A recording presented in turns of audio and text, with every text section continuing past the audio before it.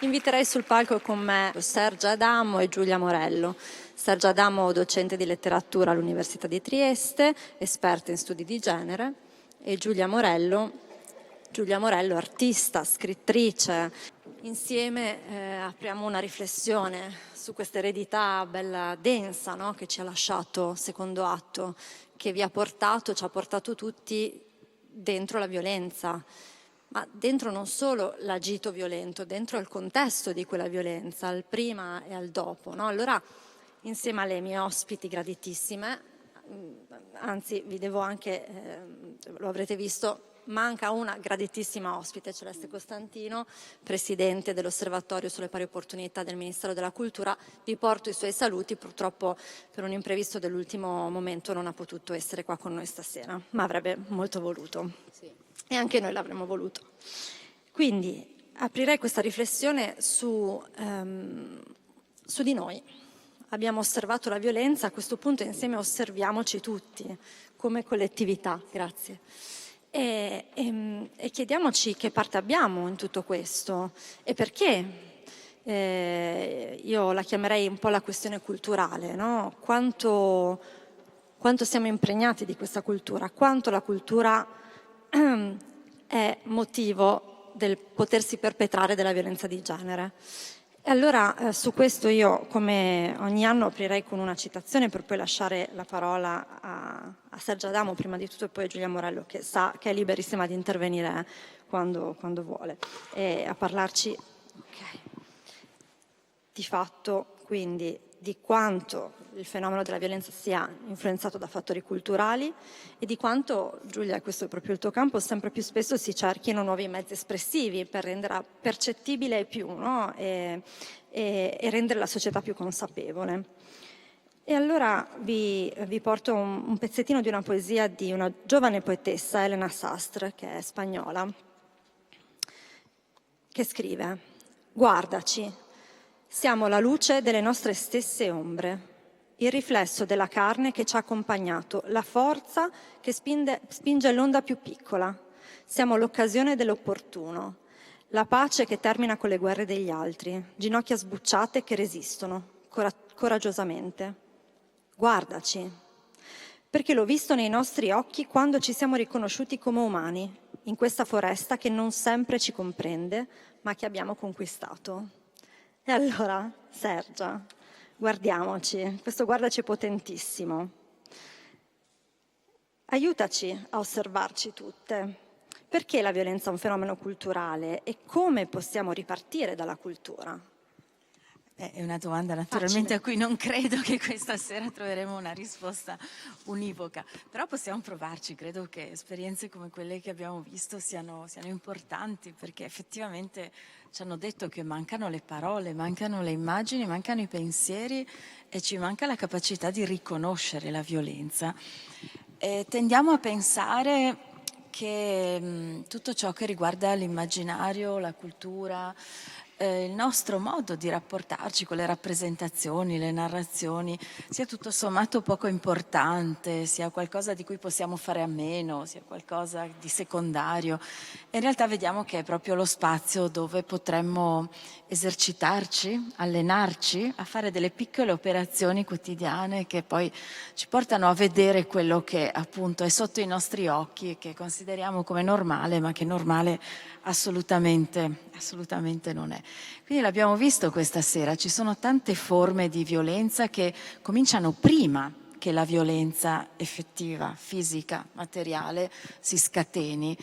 Io ricordo molto spesso un sociologo francese molto importante che si chiama Pierre Bourdieu, a cui dobbiamo una nozione che sembra, ripeto, banale, ma è fondamentale, ovvero quella di violenza simbolica.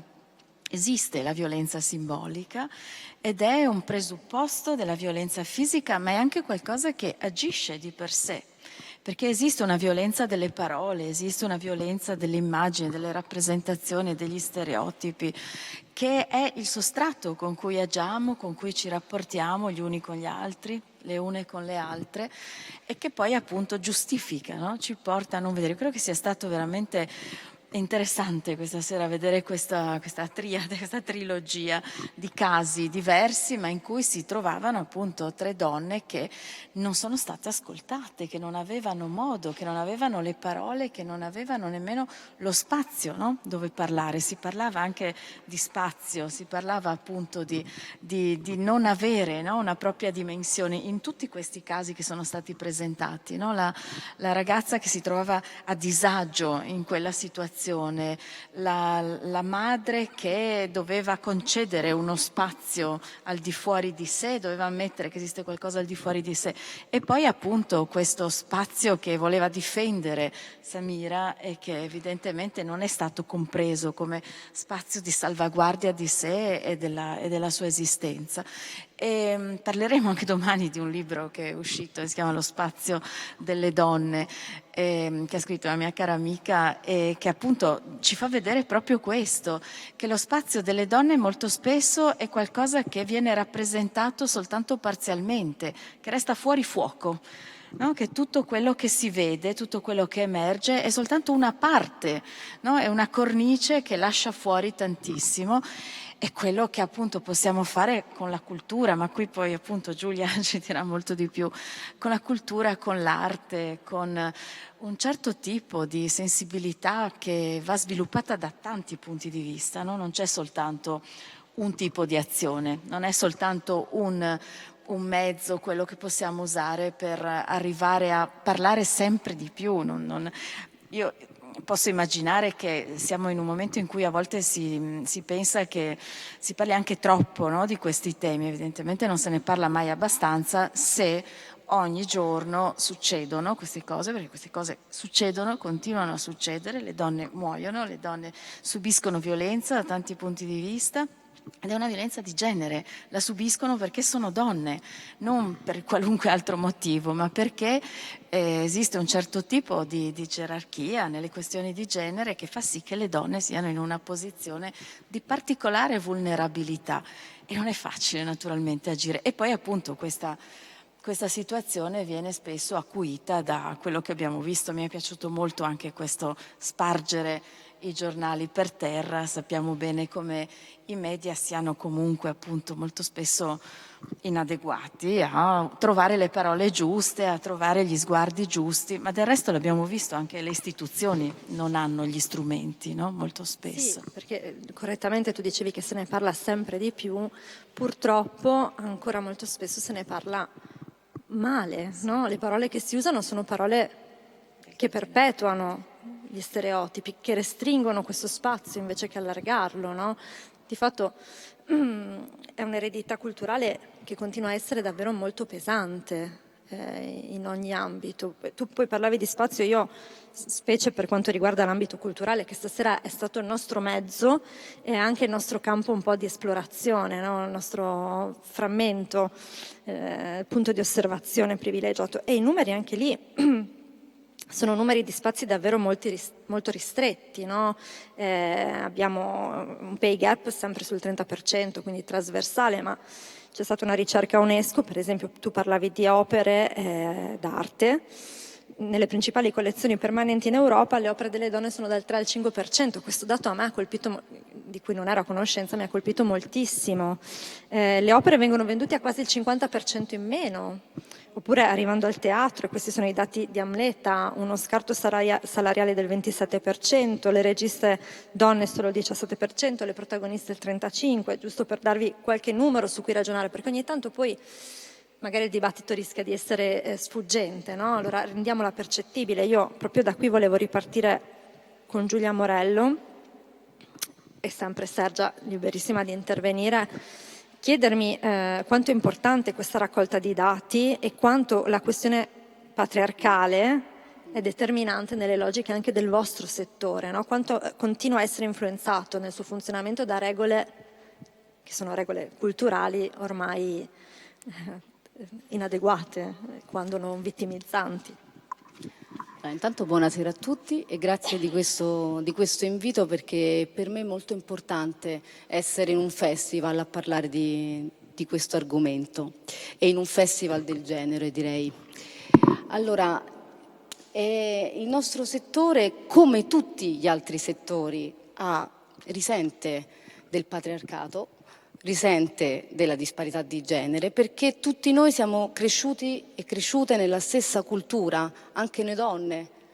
Noi eravamo, insomma, senza andare sull'età di ognuna di noi, però fino a non troppi anni fa c'era il matrimonio riparatore, c'era il delitto d'onore, e queste cose, anche se non ci sono più nella carta, formalmente, per fortuna, però sono state respirate, le abbiamo respirate tutti noi, le abbiamo attraversate e abbiamo normalizzato qualcosa che normale non era, ed è difficilissimo anche nel nostro settore fare questo scatto.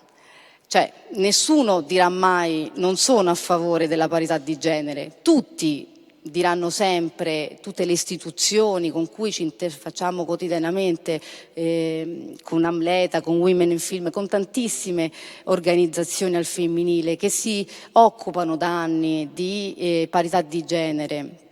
Nessuno dirà mai formalmente è giusta la disparità. Però è anche vero che nel momento in cui vai nel settore culturale, ripeto, come tutti gli altri settori, però lì ci aspettiamo qualcosa di più, perché noi che facciamo arte, che facciamo cultura, abbiamo una cosa importante tra le mani. Noi possiamo cambiare l'immaginario e quindi è una responsabilità.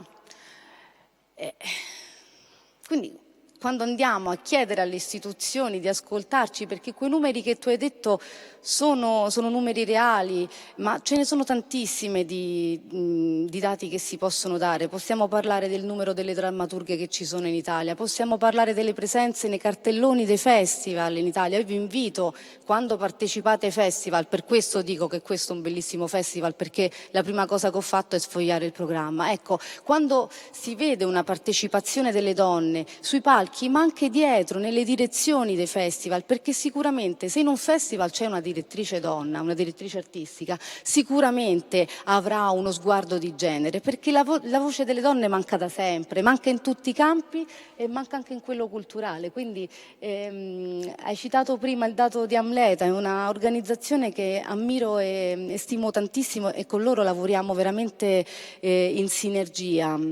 Perché Giulia, tu stessa presiedi un'associazione, Sì, Dire Fare Cambiare, che no? dire fare cambiare. Noi insieme a loro abbiamo fatto una lettera appello alle istituzioni culturali. Noi chiedevamo, insomma, nelle prossime nomine culturali importanti nella nostra città, la mia è Roma, di tener conto di questa visione di genere. Anche lì ovviamente tutti ti dicono sì, certo.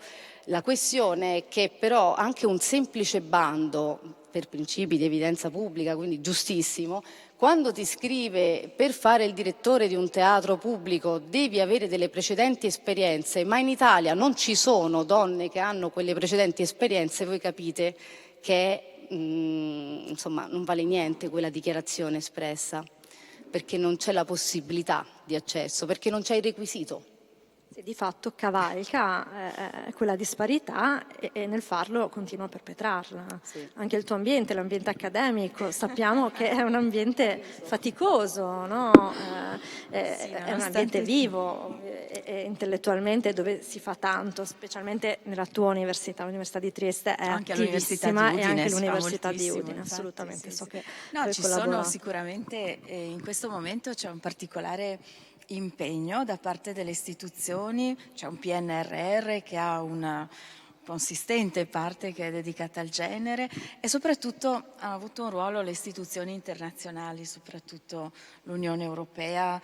Ha imposto per esempio alle università di avere dei gender equality plan di cui ogni istituzione deve dotarsi per poter poi accedere soprattutto ai fondi Horizon, Europe, eccetera. Ecco, no, volevo restare su questo perché poi in effetti appunto a livello di proclami, di istituzioni, di definizioni ufficiali c'è effettivamente questo impegno formale nei confronti della parità di genere. Dopodiché, quando si va a guardare come effettivamente realizzare la parità tra uomini e donne in ambito lavorativo, che è obiettivamente un problema, poi possiamo mettere in campo tanti altri paradigmi, ma di fatto esiste ancora il pay gap in tutti gli ambiti, la differenza salariale, esiste quel famoso soffitto di cristallo, esiste, cioè sono tutti dati di fatto che stasera non sciorineremo, ma che si trovano appunto ovunque. Una cosa per esempio che anche nell'accademia insomma, si sta cominciando a ragionare su questo, per esempio nel mio campo che è quello degli studi umanistici è piuttosto interessante perché sì, ci sono molte donne che hanno posizioni apicali e anche autorevoli, però interessante sono le proporzioni. Io racconto sempre qual è stata la mia esperienza. Io ho studiato in una facoltà umanistica e naturalmente la stragrande maggioranza, oserei dire il 99% delle persone naturalmente erano donne.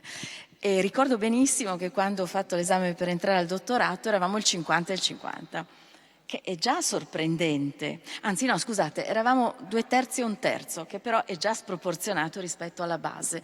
I concorsi successivi ho visto arrivare 50 e 50 e poi a seguire poi la solitudine rispetto, e, ripeto, a partire da un panorama molto fortemente declinato al femminile, quindi il fatto che poi ci sia il 50 e 50 non sempre è un dato positivo, bisogna vedere da dove si parte, no? Poi molto spesso appunto diventa una questione anche qui molto dibattuta, di quote rosa, no? La fantomatica questione delle quote rosa che di nuovo non si riduce soltanto a numeri, ma si riduce appunto proprio a, cioè si dovrebbe ampliare a ragionare sulle cause che portano a tutto questo, sui pregiudizi, sui nostri modi di pensare, su quello da cui non riusciamo ad allontanarci. A proposito di arte, io amo molto un gruppo di artiste che si chiama Guerrilla Girls, che ormai è quasi canonico, direi, ha avuto delle mostre importantissime nei più significativi musei del mondo, che ha iniziato già dagli anni '80 a fare un'opera di interventi mirati quasi al limite del sovversivo, riempiendo le città americane prima di manifesti in cui denunciavano appunto in maniera anche molto ironica, con queste maschere da gorilla che si mettevano, il mondo dell'arte, la situazione del mondo dell'arte nelle gallerie d'arte di New York oppure nei musei di New York. Appunto, a proposito di quello che dicevate prima, mi ricordo uno dei loro più famosi manifesti che risaliva appunto alla fine degli anni '80, in cui dicevano il 95% dei nudi al Metropolitan Museum è di donne, mentre appunto le artiste donne sono il 2%. E la cosa interessante è che all'inizio degli anni 2000 hanno rifatto questo manifesto e a quel punto le cose erano peggiorate, non erano migliorate. Quindi attenzione che appunto i dati oscillano, non è che stiamo andando verso un ampliamento, un miglioramento. Ci sono corsi e ricorsi e dobbiamo sempre mantenere molto alta la guardia, anche quando ci sembra che abbiamo raggiunto qualche cosa. Cioè. Che è vero che ci sono delle ondate, no? E ogni tanto cala la quiete e ci si chiede un po' perché, no? Quindi anche quello che dicevi tu prima, no? Se ne parla tanto, c'è bisogno di parlarne tanto, no? Perché poi anche quella consapevolezza, tu parlavi prima della responsabilità che ha il mondo dell'arte di influenzare l'immaginario collettivo, no? Di essere un così potente, a me piace questa definizione, spazio generativo, l'ho trovata una definizione bellissima. Però su questa consapevolezza bisogna lavorare, anche perché se la mia sensazione è che stiamo facendo enormi passi avanti quando parliamo proprio di quello, cioè quando parliamo proprio di violenza di genere, di questioni di genere, no? Ma la mia domanda è: riusciamo a esserne consapevoli, quindi teatro, arte, cinema, poesia, riusciamo a essere consapevoli che bisogna fare attenzione alle parole, a come parliamo anche del resto, cioè che possiamo perpetrare uno stereotipo parlando di qualunque cosa, abbiamo bisogno di una cultura del linguaggio, quella sì, pervasiva, no? Che non sia attenzionata solo quando parliamo proprio di violenza, ma quando parliamo di qualunque cosa. In qualunque cosa possiamo perpetrare uno stereotipo anche inconsapevolmente. Questa consapevolezza c'è nel mondo della cultura, in questo settore così importante in questo momento, perché ci permette di arrivare trasversale, al di là dell'accademia, no? Di quei settori in cui studiamo. Diciamo che c'è più attenzione, ecco, già tutte quelle organizzazioni che ti ho citato prima, prima non esistevano. Forse in alcuni casi, diciamo, il Covid, questa epidemia che mi fa strano anche solo nominarla, ha acceso dei riflettori, cioè su delle questioni relative al nostro settore della cultura, soprattutto sui diritti. Le avrete sicuramente letti, insomma, i giornali, tutto quello che è accaduto nel mondo della cultura. Ecco, in quel momento io credo che ci sia stato un primo scatto importante, un qualcosa che si è messo in discussione forse per la prima volta in modo prepotente.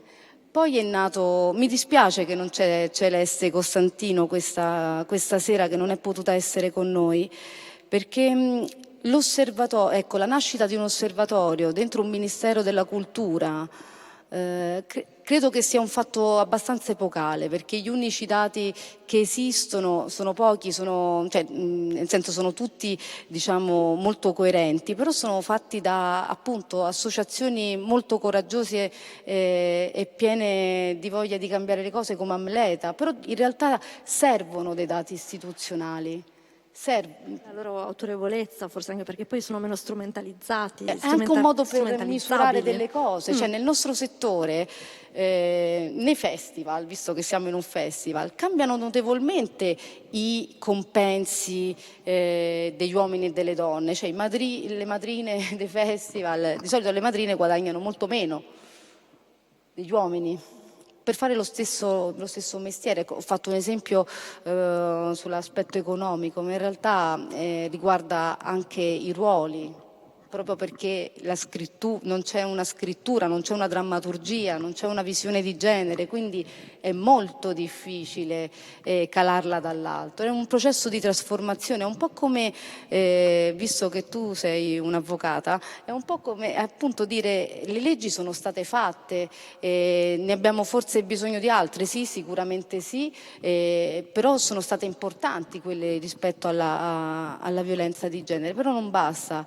perché il problema è culturale, non basta una legge, la legge è stata fatta e non è ancora abbastanza. La cultura purtroppo è un processo di trasformazione che necessita di anni, abbiamo visto che noi ancora dopo tanti anni parliamo di matrimonio riparatore, di delitto d'onore, insomma servono degli anni, serve una consapevolezza che non può essere, cioè non si cala dall'alto, è difficile perché come avete detto tutte e due poi nei vostri interventi, e io sottoscrivo in pieno, ci sono delle normalizzazioni preoccupanti. Sì, questo intendevo dire quando tu parlavi di dati, no? Della necessità di dati istituzionali, perché poi in realtà c'è molta negazione, no? Sì, strumentalizzazione, cioè tutto quello che proviene da chi se ne occupa, e di fatto, diciamocelo, se ne sono occupate fino adesso, il motore sono state le associazioni femminili, femministe, la grande spinta, no? E quindi è facile cercare di smontare, no? Poi dall'altra parte stereotipizzare. Dicevo proprio a Celeste Costantino, quando hanno fatto il primo evento pubblico dell'osservatorio, dicevo anche attenzione però a non prendere la scusa della raccolta dati per non agire, perché ovviamente la raccolta dati ha bisogno di alcuni tempi appunto per essere raccolti, anche perché un dato di fatto lo abbiamo, cioè che è un problema mondiale, in nessun paese al mondo è stata raggiunta la parità di genere, quindi questo direi che è un primo dato importante da cui partire. Ecco. Direi di sì. Su questo Amleta, voglio anch'io ricordare Amleta perché ha fatto un lavoro straordinario, è stata anche premiata da Amnesty International come associazione e ci ha fatto vedere quello che appunto di nuovo era sotto gli occhi di tutti, che le donne fanno le attrici al teatro fondamentalmente. Scusa, perché forse noi diamo per scontato Che si sappia che cos'è si sappia Amleta, qualcuno. sì, Voi lo è vero. sapete? Perché sennò è necessario, perché sennò parliamo di una cosa che invece è Giusto. importante contestualizzare. Amleta è un'associazione nata da un gruppo di attrici che proprio durante il Covid, se non erro, si è riunita insieme e ha cominciato a prendere numeri e dati sulla presenza femminile nel teatro, nel mondo del teatro, e poi si è spinta oltre, ha cominciato a raccogliere le denunce di violenza di genere che Durante i provini accadevano soprattutto. sì, nel mondo teatrale. Quindi, e sono usciti dei dati grazie a loro, ecco, perché sono importanti. Grazie a loro sono usciti dei dati preoccupanti, sono riuscite anche ad attivare dei processi. Stanno lavorando moltissimo con un'associazione, con Differenza Donna, per quanto riguarda le denunce, perché tutto questo poi uno dice alla donna basta denunciare, non è così, perché la denuncia è il primo passo di un qualcosa di molto grande, lungo, faticoso e doloroso. Nel settore culturale è un qualcosa che forse è stato un po' sotto gli occhi di tutti rispetto, per esempio avete visto il Me Too, insomma tutto quello che ha scatenato e qualsiasi insomma denuncia fatta in questo caso, perché era diciamo un qualcosa di molto normalizzato. Infatti l'ultima, volevi intervenire? Sì, no, no, anzi, no, era necessario dire qualcosa di Amleta, non finiremo mai di parlare e di elogiare tutto quello che hanno fatto e che stanno facendo. Una tra le cose, per esempio, che hanno fatto appunto è stata semplicemente una lista degli autori che vengono rappresentati sui palcoscenici italiani, e sono autori fondamentalmente, ci sono pochi nomi di donne che pure esistono e forse sono anche le voci più importanti del teatro contemporaneo, che ricevono premi, riconoscimenti, successi. Ma l'altra cosa interessante che ha sottolineato Amleta sono i dati sul pubblico. Il pubblico che va a teatro è fatto prevalentemente di donne, e quindi ecco cose che sappiamo, che vediamo, ma che pure non. Del resto però, ecco, volevo dire ancora solo un'altra cosa su questo, che a proposito dei numeri e dei dati, che sono importanti ma non sono sempre la soluzione, no? Perché questa serata è dedicata proprio agli stereotipi culturali, a quello che può fare la cultura, perché una delle azioni più, diciamo così, più efficaci, più evidenti è quella di sostituire all'assenza delle donne la presenza delle donne. Che è un'operazione che naturalmente va fatta, ma va fatta con molta cautela, che non sempre dà i risultati sperati, perché magari genera la reazione opposta, no? Si dice, ma quindi è stata premiata soltanto perché era una donna, che va anche bene, perché molti vengono premiati anche solo perché sono uomini. Voglio citare a questo proposito, visto che parlavamo di arte contemporanea, la Biennale che si è appena aperta a Venezia, che appunto è stata molto promossa come per la prima volta c'è una curatrice donna italiana, perché una curatrice donna c'era già stata alla Biennale, e l'operazione che ha fatto Cecilia Alemani è andata proprio in questa direzione. Le artiste sono la stragrande maggioranza, credo che siano più di 190 su 200 e qualcosa artisti. Allo stesso, io non ho ancora visto la mostra, sto parlando soltanto di numeri, quindi magari qualcuno di voi l'ha vista e potrà dire qualcosa di più, ma quello che sto leggendo e che deduco anche dalle liste appunto dei nomi è che queste artiste sono per la maggior parte non più viventi, sono artiste del passato, sono artiste che hanno dato dei contributi fondamentali, ma appunto che non sono proprio il tessuto culturale vivo, no? Dei nostri giorni, e quindi ecco, sono operazioni che vanno condotte con molta cautela. Certo, vedremo la Biennale, poi ne riparleremo naturalmente, ma come dicevano di nuovo le Guerrilla Girls in un loro famoso manifesto in cui elencavano i vantaggi di essere un'artista donna e dicevano appunto ci si può divertire tra i 1000 lavori precari che si hanno, cose del genere, oppure non avere la preoccupazione di entrare in concorrenza con qualche uomo in mostre importanti, la mettevano così, e tra le altre cose dicevano aspettarsi tranquillamente che si diventerà famose dopo gli 80 anni, e mi pare che appunto stia succedendo in un certo senso questo. Quindi ecco, va tutto valutato con molta cura, sono questioni molto delicate, molto complesse, non ci sono soluzioni pronte, bisogna di volta in volta adottare delle strategie che sono anche molto piccole, parlare in un certo modo, riconoscere la presenza del femminile, del linguaggio, delle altre possibilità di genere e imparare a riconoscere quelle violenze che si presentano ammantate istituzionalità, di paternalismo a volte, di accoglienza, ma che in realtà poi hanno conseguenze che sono inarrestabili, no? Non sono più controllabili. Io avrei un'ultimissima suggestione per voi, perché in realtà siamo già un po' in ritardo e poi dobbiamo affrontare insieme l'ultimo pezzetto di strada, che è questa. Volevo un flash del vostro pensiero sul Me Too, perché piaccia o non piaccia, molte delle cose di cui abbiamo parlato adesso di fatto sono state, se ne parlava negli ambienti insomma, da 40 anni, ma rese visibili ai più proprio dal fenomeno del Me Too. Ricordiamo il 2017, tutto parte dal caso Weinstein e da un tweet che viene fatto: se sei stata anche tu molestata o vittima di violenza, scrivi Me Too. E lì si apre un'onda che in realtà negli Stati Uniti continua a essere un'onda molto lunga, qua è un po' più timida. Perché? Cioè, in realtà l'età tu lo citavi prima, no? Però comunque non è riuscita forse a essere così dirompente e soprattutto è stata, quello che dicevamo prima, no? La negazione, cioè ha scatenato una serie di meccanismi di negazione potentissimi sul quale però ci siamo tutti arrestati poi. Sì. Posso, se vuoi, ti lascio la parola su questo. Sì, sono meccanismi su cui mi sto interrogando moltissimo. Stavo scrivendo proprio in questi giorni un pezzo su questa fantomatica cancel culture, di cui si parla molto. Ecco, in Italia, ma da molti anni si è verificato questo meccanismo. Da quando all'inizio degli anni 90 si è cominciato a parlare di correttezza politica negli Stati Uniti. In Italia è arrivata prima la polemica contro la correttezza politica che la correttezza politica. Di che cosa si tratta? Si tratta sostanzialmente di rendersi conto che appunto alcune voci non hanno potuto parlare nella storia, che alcune voci, questo lo dice soprattutto una delle fautrici di Amleta, Cinzia Spanò, che forse appunto conosce.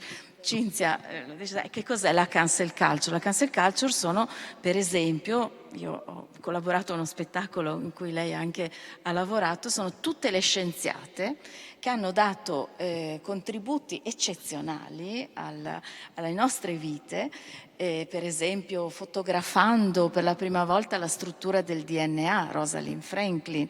Rosalind Franklin non è mai stata riconosciuta, è stata trattata malissimo da Watson e Crick nelle loro biografie, è stata insultata, e la scoperta della struttura delica del DNA si deve a Rosalind Franklin. Cioè la cancel culture è questo, è sempre esistita una cultura della cancellazione, per cui appunto ed ha preso di mira non solo, ma soprattutto le donne, e molto spesso appunto donne che si trovavano in una condizione, come si dice oggi, appunto di intersezionalità, in cui la loro posizione discriminata non dipendeva soltanto dal genere, ma anche da altre caratteristiche della loro identità. Era anche il caso di Rosalind Franklin, oppure Katherine Johnson, come c'è stato anche un film molto famoso su di lei, che ha letteralmente calcolato proprio la traiettoria dei voli spaziali, cioè l'ha proprio calcolata lei. Era una donna di colore, appunto, a cui avrete visto, insomma, il film è molto famoso,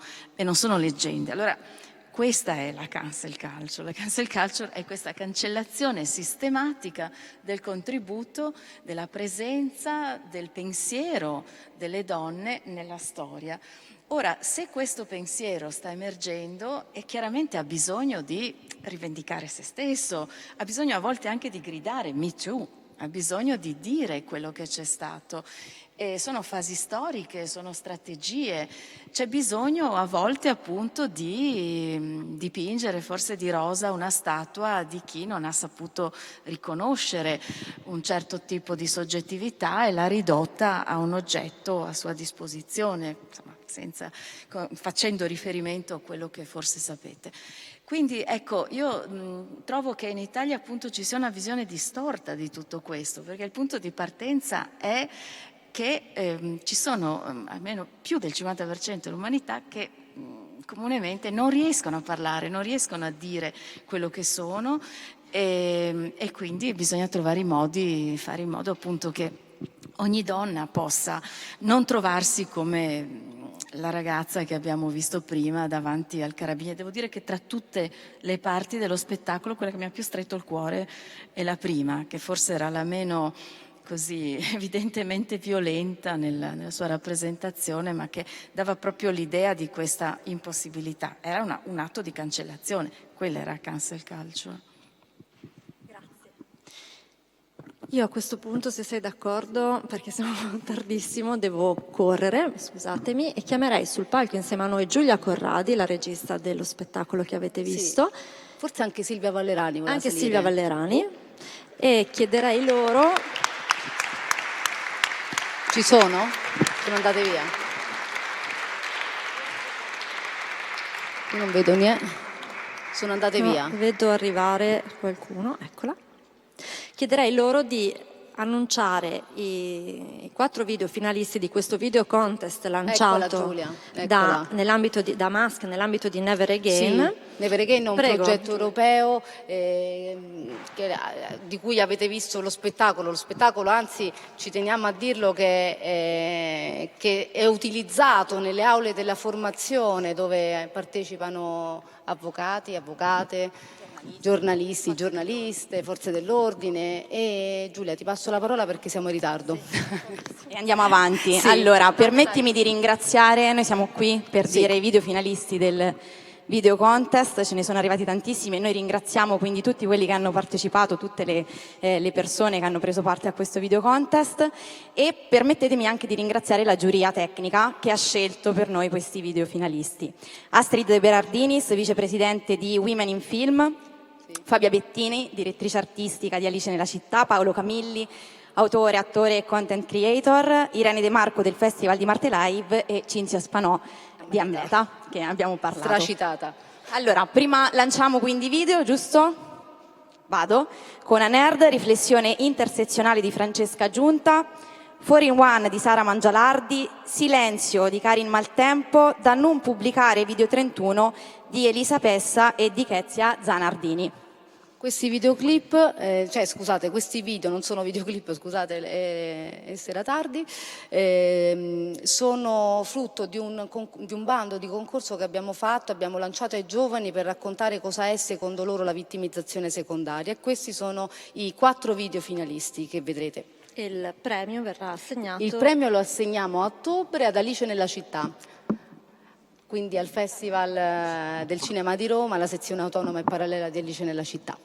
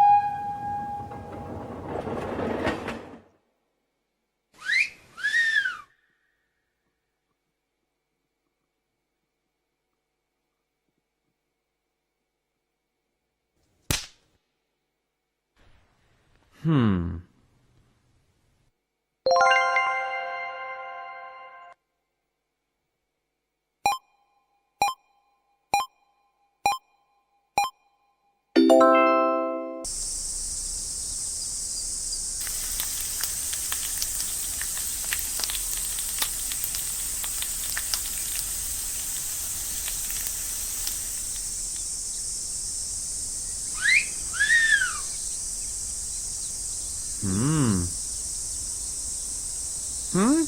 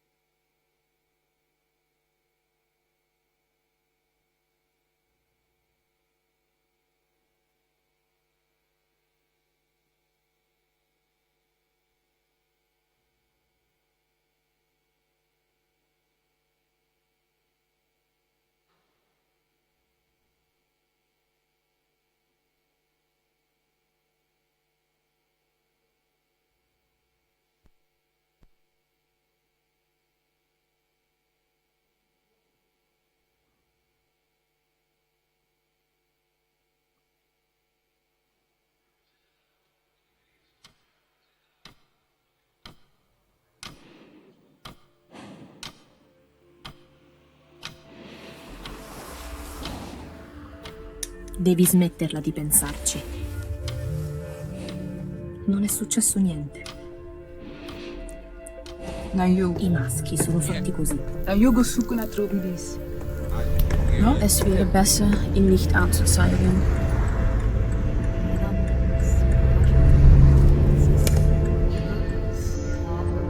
Čovjek se nije interesovao za tebe, već tu Je zou dankbaar moeten zijn dat er iemand is die jou aantrekkelijk vindt.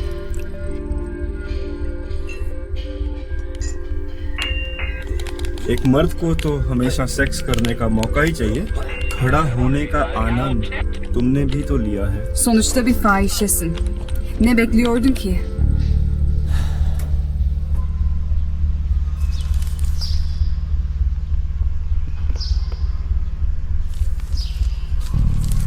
Eppure... No. Qualcosa è successo invece.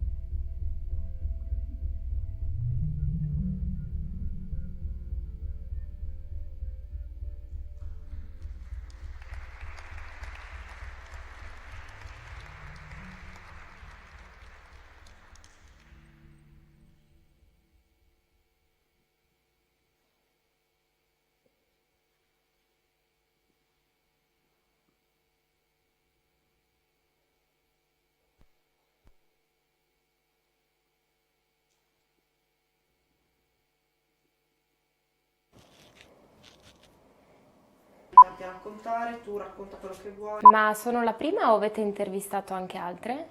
No, abbiamo intervistato quasi 30 persone ormai, quindi abbiamo raccolto diverse storie. Per me è tutto ok. Ok, perfetto. Sono Giulia, ho 31 anni e sono infermiera di sala operatoria. Raccontaci un po' di te, di tuo figlio, di Luca. Sì, ha 4 anni e va all'asilo. No, aspetta un attimo, devi dirci la frase intera, quindi tipo sì, ho un figlio che si chiama Luca, ha 4 anni, eccetera, eccetera. Devi raccontare tutto tu. Ok. Sono Giulia, ho 31 anni e sono infermiera di sala operatoria. Ho un figlio che si chiama Luca e va al primo anno di asilo. Sembra un cherubino, è biondo, riccio, uguale a suo padre. Ho conosciuto Alessandro quando eravamo all'università. Poi siamo andati a convivere abbastanza presto, eravamo felici, io lavoravo, lui lavorava e poi sono rimasta incinta di Luca. Sì, l'arrivo del figlio non era proprio poi così calcolato, però è andata così e va bene così. Ale l'ha presa bene, oddio sì, un po' sconvolti all'inizio tutti e due, però no, l'ha presa benissimo, addirittura gli aveva fatto tutta la cameretta gialla, non sapevamo se fosse maschio o femmina, però sì, stavamo bene.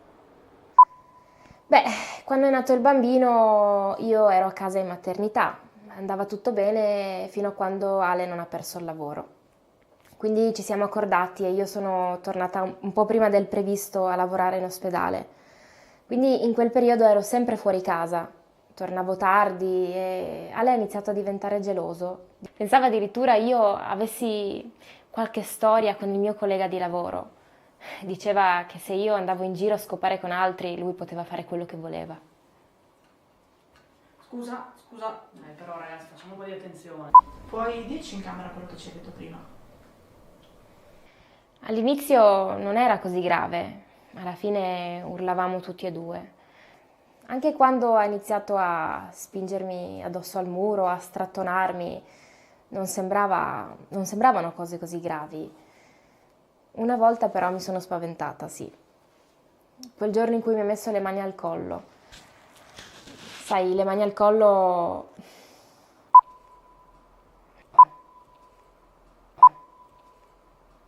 Io ci ho messo un po' di tempo. Però alla fine ho capito che dovevo andarmene. Quando succedono queste cose ci sono un sacco di questioni pratiche da risolvere. Ti domandi dove vai a stare, cosa dire alle maestre, cosa dire a tuo figlio. E quando hai deciso di andartene, lui come ha reagito?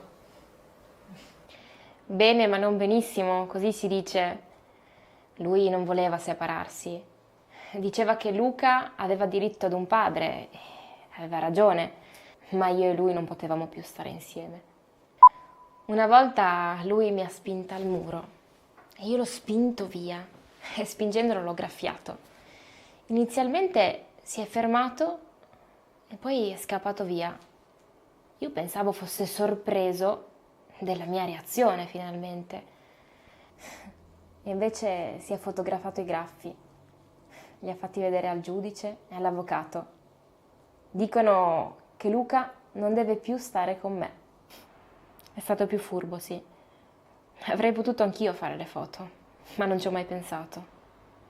Luca è in casa famiglia, lo vedo una volta a settimana attraverso incontri supervisionati. Io, lui e un'educatrice. E lo rifaresti? Neanche morta. So che non è la risposta giusta, però credo che non ne valga la pena. Prima almeno avevo Luca. Adesso rischio di non essere più mamma perché può essere che mi tolgano la potestà. Da quando ho raccontato questa cosa la prima volta ai miei amici, al mio avvocato, alle ragazze del centro, tante persone mi sono state vicine. Alcune addirittura sono andate in tribunale e spero che questo almeno possa aiutarmi. Però alla fine si riduce alla mia parola contro la sua. Voi però lasciate tutto così, nel senso, prima della sentenza... No, tranquilla, noi adesso montiamo, però rimane... No, perché se affidano il bimbo a lui è meglio che non veda certe cose. Manca solo che mi denunci per diffamazione.